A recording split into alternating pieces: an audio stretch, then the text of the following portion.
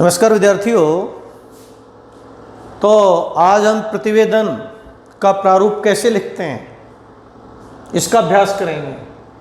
और ये ऐसे प्रश्न परीक्षा में आता है, अपने शहर की खास्ता हाल सफाई व्यवस्था अथवा अनियमित बिजली कटौती पर समाचार पत्र को प्रेषित करने हेतु एक प्रतिवेदन या रिपोर्ट तैयार कीजिए। सीधी सी बात है, आपने पढ़ा है प्रतिवेदन के प्रमुख तत्व और उसमें विशेष संदर्भ पढ़ा है। तो शहर में खास्ता हाल सफाई व्यवस्था है, विशेष संदर्भ है, विषय है, इस पर प्रतिवेदन लिखना है। उसमें आपने जो महत्वपूर्ण तथ्य समझे हैं, महत्वपूर्ण एक प्रतिवेदन के लिए प्रमुख बिंदु जाने हैं, और उन बिंदुओं में पहला बिंदु आपने विशेष संदर्भ है, समय की निश्चित सीमा है, ये सारी बातें हैं। तो सबसे पहले हम यहाँ लिखेंगे शीर्षक। क्या लिखेंगे? शीर्षक। और शीर्षक में क्या लिखने जा रहे हो बताइए। शीर्षक में लिखेंगे इसी को देखकर, शहर में खास्ता हाल हुई सफाई व्यवस्था। तो शीर्षक हम लिखेंगे शहर में खास्ता हाल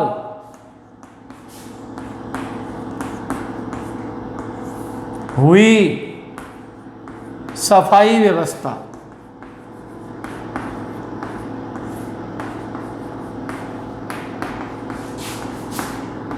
शहर में खास्ता हाल हुई सफाई व्यवस्था, ये इसका शीर्षक होगा। शहर में खास्ता हाल हुई सफाई व्यवस्था, या फिर इसको यूं भी लिख सकते हो, शहर की खास्ता हाल हुई सफाई व्यवस्था। चलो ये कर लो, क्योंकि ये मैंने शायद शीट में दिया है, शहर की खास्ता हाल हुई सफाई व्यवस्था। अब प्रतिवेदन लिखने के लिए प्रतिवेदन कौन से शहर की बात है, तो यहाँ पर ये लाइन खाली छोड़ दो और यहाँ से लिखो गुलाबी नगर, गुलाबी शहर, जयपुर, 22 अगस्त 2020। 22 अगस्त 2020 भारत का पेरिस कहलाने वाला, जयपुर को किसका क्या कहते हैं? भारत का पेरिस कहते हैं। भारत का पेरिस कहलाने वाला ऐतिहासिक, भारत का पेरिस कहलाने वाला ऐतिहासिक नगर जयपुर, ऐतिहासिक नगर जयपुर वर्तमान में गंदगी में अटा पड़ा है। जयपुर वर्तमान में गंदगी में अटा पड़ा है।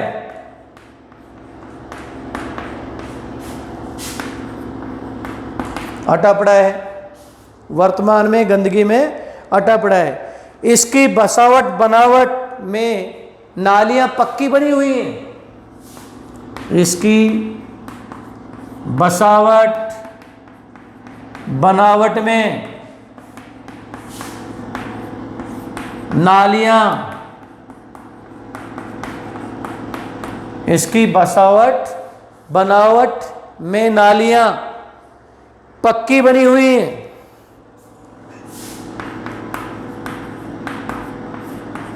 पक्की बनी हुई हैं, पक्की बनी हुई है। और कल ही स्वच्छ भारत अभियान का सर्वे आया है, इसमें आपको पता है जयपुर का स्वच्छता के नाम पर 28वीं रैंक मिली है।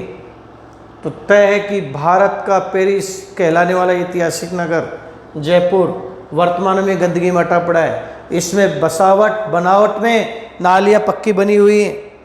जमीन के अंदर बड़ा नाला एवं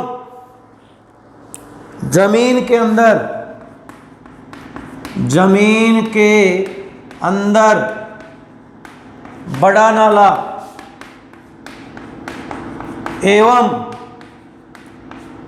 जमीन के अंदर बड़ा नाला एवं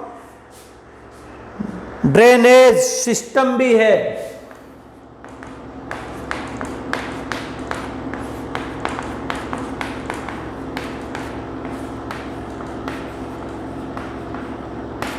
सिस्टम भी है। सड़कें और गलियां भी सुंदर हैं। कोमा लगा दो। सड़कें और गलियां भी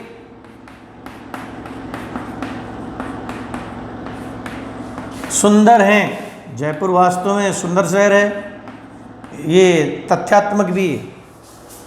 सड़कें और गलियां भी सुंदर हैं, परंतु सफाई की व्यवस्था अब भगवान भरोसे है। परंतु सफाई की व्यवस्था अब भगवान भरोसे है, ये इसका सच है।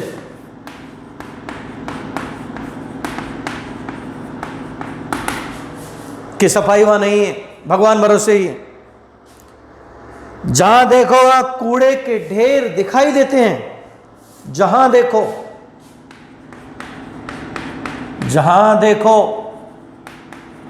वहां कूड़े के ढेर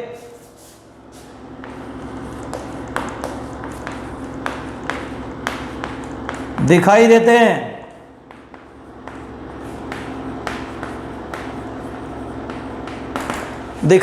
हैं।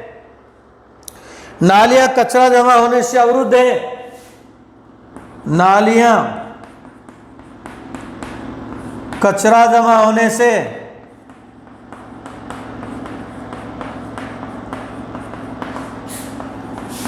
अवरुद्ध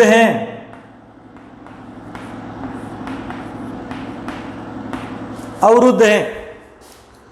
उस गंदा पानी फैल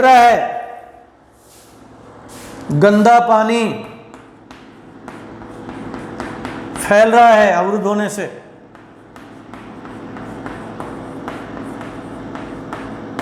उस पर मच्छर, गंदा पानी फैल रहा है नाली अवरुद्ध होने से। उस पर मच्छर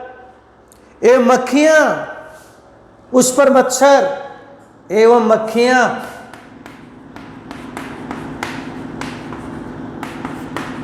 भिनभिना रहे हैं।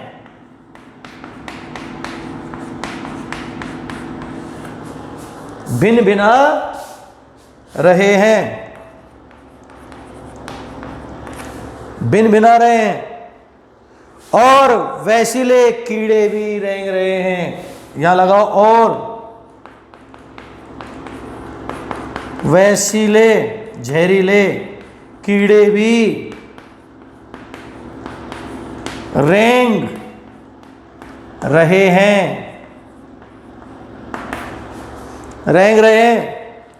यही हाल मुख्य मार्गों और चौपड़ों का है।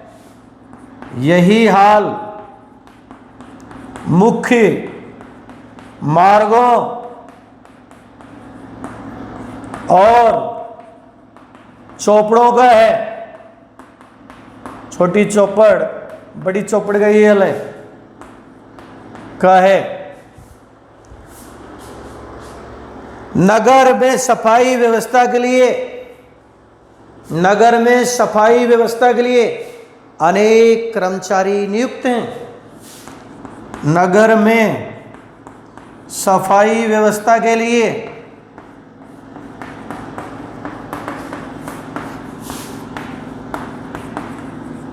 अनेक कर्मचारी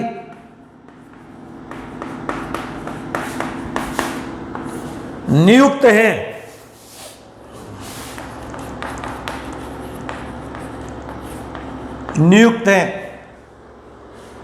परंतु उन पर नियंत्रण नहीं है।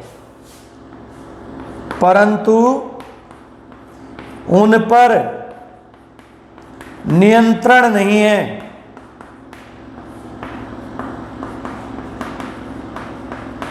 अनुशासन एवं कर्तव्य निष्ठा की कमी है। अनुशासन एवं कर्तव्य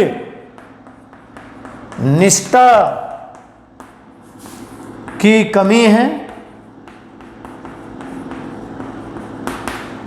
किनमें? कर्मचारियों में। इस तरह जयपुर शहर की सफाई व्यवस्था खस्ता हाल है। इस तरह जयपुर शहर की सफाई व्यवस्था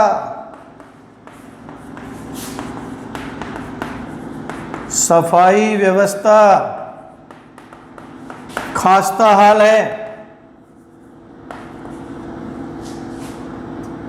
खस्ता हाल है। खस्ता हाल है, खस्ता नहीं, खस्ता हाल है। सफाई व्यवस्था खस्ता हाल है साहब। क्या करोगे? निगम के स्वास्थ्य विभाग को बार बार शिकायत करने पर भी कोई हलचल नहीं है। निगम के, क्योंकि जयपुर नगर निगम है, निगम के स्वास्थ्य विभाग को शिकायत करने पर भी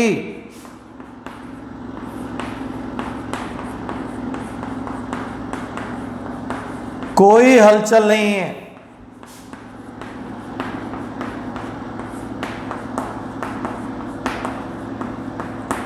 कोई हलचल नहीं है। नगर वासियों के प्रति ऐसी लापरवाही। अब सीधी सी बात है, एक प्रतिवेदन अंत में सुझाव और निर्णय होते हैं, तो आप अपने सुझाव देंगे। नगर वासियों के प्रति, कौन से नगर वासियों के प्रति? जयपुर नगर वासियों के प्रति। नगर वासियों के प्रति, नगर वासियों के प्रति ऐसी लापरवाही सरकार एवं शासन व्यवस्था को, ऐसी लापरवाही सरकार एवं शासन व्यवस्था को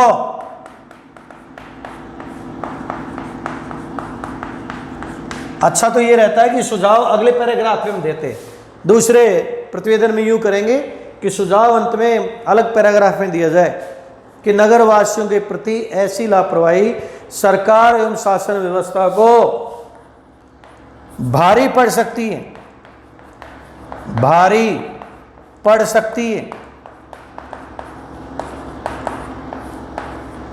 भारी पड़ सकती है।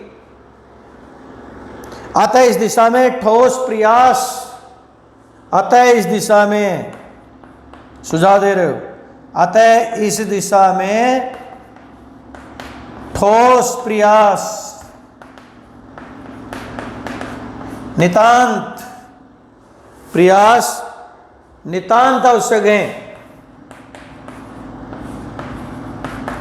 आवश्यक हैं।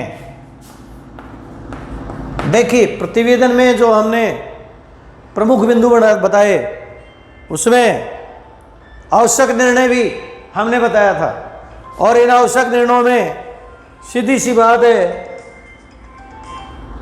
इन आवश्यक निर्णयों में सीधी सी बात है कि अंत में सुझाव और निर्णय भी हमने दिए थे। और दूसरा जो प्रश्न है, और दूसरा प्रश्न क्या है कि अनियमित बिजली कटौती, इस पर लेकर भी हम दूसरा प्रतिवेदन लिखेंगे। तो दूसरे प्रतिवेदन में अनियमित बिजली कटौती में, अनियमित बिजली कटौती में हम प्रश्न करेंगे।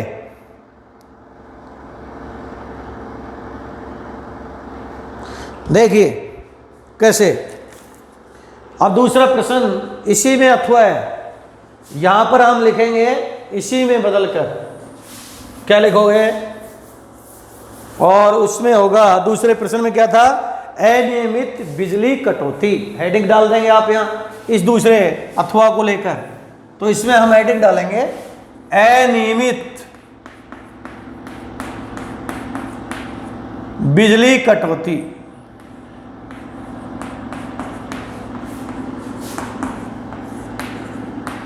आप अनियमित बिजली कटौती आपके शहर में है, तो आपका शहर जयपुर हो सकता है, आपका शहर अजमेर हो सकता है, आपका शहर खैरतल हो सकता है। आपके शहर में अनियमित बिजली कटौती है, तो मान लीजिए इसी में हम थोड़ा सा चेंज भी कर देंगे और यहाँ पर अनियमित आपके शहर खैरतल में ही विद्युत कटौती हो रही है, अजमेर में हो रही है, तो सीधी सी बात बोलो किसको बनाए? सबसे पहले यहाँ लिखेंगे खैरतल, खैरतल शहर हो गया। फिर इसके बाद तारीख 22 अगस्त को प्रतिवेदन आप लिख रहे हैं 2020 हो गया, तारीख लिखना जरूरी है। खैरतल शहर पेयजल की समस्या से सदैव जूझता रहा है। यहाँ पर खैरतल शहर पेयजल की समस्या से, मैंने PDF में अजमेर दिया है, आप यहाँ लिख दीजिए खैरतल। खैरतल शहर पेयजल की समस्या से सदा जूझता रहा है, यानी पेयजल की समस्या यहाँ बनी रहती है, पानी का अभाव हो ही गया। परंतु अब यहाँ बिजली भी आंख मिचोली देखी जाती है, परंतु यहाँ बिजली अब, परंतु यहाँ अब बिजली की भी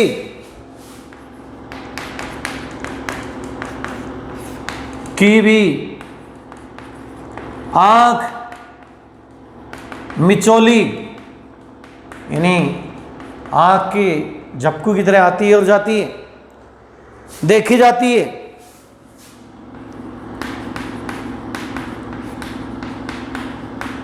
देखी जाती है। विद्युत विभाग से प्राप्त जानकारी के अनुसार, विद्युत विभाग से प्राप्त जानकारी के अनुसार, विद्युत विभाग में आपने इसकी तथ्यात्मक जानकारी की, तो विद्युत विभाग से प्राप्त जानकारी के अनुसार मांग के अनुरूप बिजली उपलब्ध नहीं है। मांग के अनुरूप बिजली उपलब्ध नहीं है।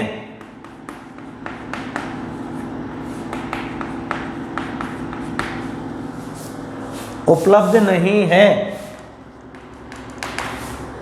उपलब्ध नहीं है।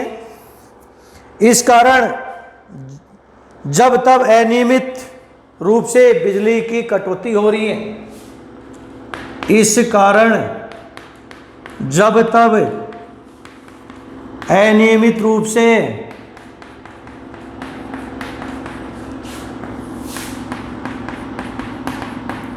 बिजली की कटौती हो रही है, ये आपने कारण दिया है, हो रही है। दिन में बिजली की कटौती उतनी नहीं अखरती। दिन में बिजली की कटौती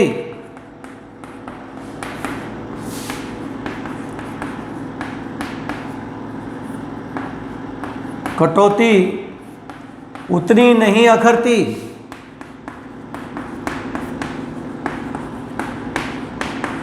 अखरती है जितनी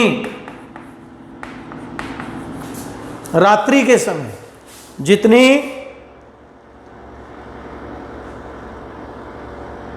रात में, जितनी रात में। अब रात में क्यों अखरती है उसके बारे में देखिए। क्योंकि रात में चोर उचक्के असामाजिक तत्वों का भय रहता है। क्योंकि रात में चोर उचक्के और असामाजिक तत्वों का भय रहता है।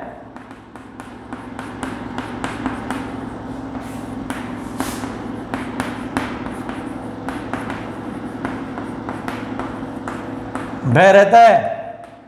एक कारण ये छात्रों की पढ़ाई भी, छात्रों की परीक्षा की तैयारी करने में दिक्कत आ रही है, या छात्रों को परीक्षा की तैयारी करने में दिक्कत आ रही है, छात्रों को परीक्षा की तैयारी करने में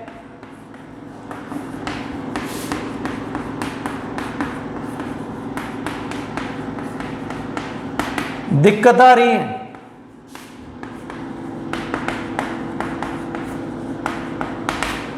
दिक्कत आ रही है। हो गया। इस तरह नियमित और लघु उद्योगों पर आर्थिक मार पड़ रही है, ये भी लिख सकते हो। लघु उद्योगों पर आर्थिक मार भी पड़ रही है।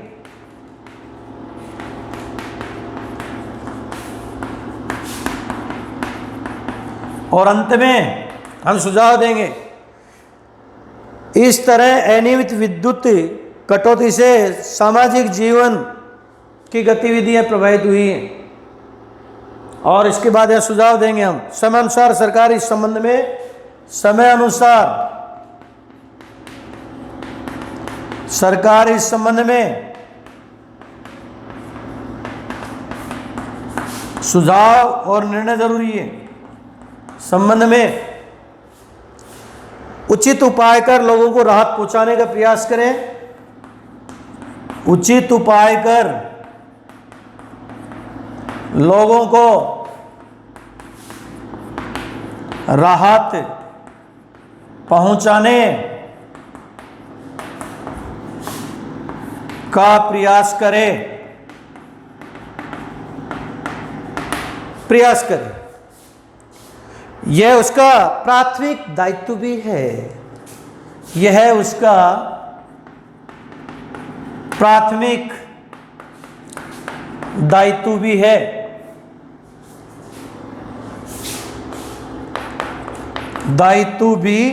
है। इस तरह से हमने 2 प्रतिवेदन का प्रारूप तैयार किया। और अगला जो हमने दे रखा है, आपके विद्यालय में आयोजित रक्तदान शिविर को लेकर समाचार पत्र में प्रेषित करने के लिए एक प्रतिवेदन लिखिए। तो आपके विद्यालय खैरतल में है, 22 अगस्त को या फिर 23 जनवरी को आप शहीद दिवस पर यहाँ पर आप लिख देंगे खैरतल। तो यहाँ आपकी स्कूल का नाम कि engineers point senior secondary school के प्रांगण में शहीद दिवस, शहीद आजम भगत सिंह, सुखदेव राजगुरु के बलिदान दिवस के ऊपर रक्तदान शिविर का आयोजन किया गया। रक्तदान शिविर में स्थानीय चिकित्सा प्रभारी इस रक्तदान शिविर के प्रभारी थे। सभी शिक्षकों ने इसमें बढ़ चढ़कर भाग लिया, रक्तदान किया। 11वीं 12वीं के विद्यार्थियों ने इसमें रक्तदान ज़्यादा किया। ये रक्तदान के बाद जो रक्तदाता हैं उनका रक्त जरूरतमंदों को दिया जाएगा, ऐसे हमारे चिकित्सा प्रभारी नितिन शर्मा ने अपने संबोधन में भी कहा। जो भी नाम काल्पनिक हैं, और अंत में उनको प्रमाण पत्र दिए गए और फलाहार कराया गया, उनका आभार व्यक्त किया गया। आप यहाँ क्या लिखोगे कि रक्तदान किसी की जिंदगी बचा सकता है। अतः रक्तदान शिविर का आयोजन करके एक महत्वपूर्ण पहल विद्यालय ने की, और इसी प्रकार की पहल होती रहे, ये जरूरी है। ये आपका प्रतिवेदन हो गया जो आपको करना है। थैंक यू विद्यार्थियों। तो हमारा प्रतिवेदन पर पूरा वीडियो हो गया है, PDF हमने भेज दी है। Thank you so much. Okay, bye bye.